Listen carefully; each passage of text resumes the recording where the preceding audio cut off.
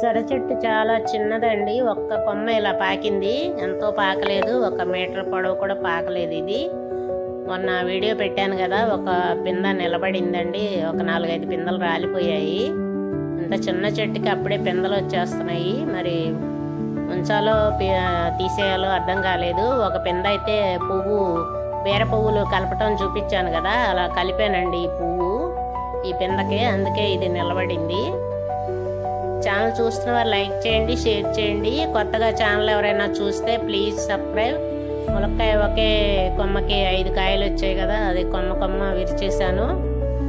ఒక 8 ములక్కాయలు అయితే కోసానండి ఈరోజు. వంకాయ, ములక్కాయ, టమాటా అన్నీ కోసాను, పచ్చిమిర్చి.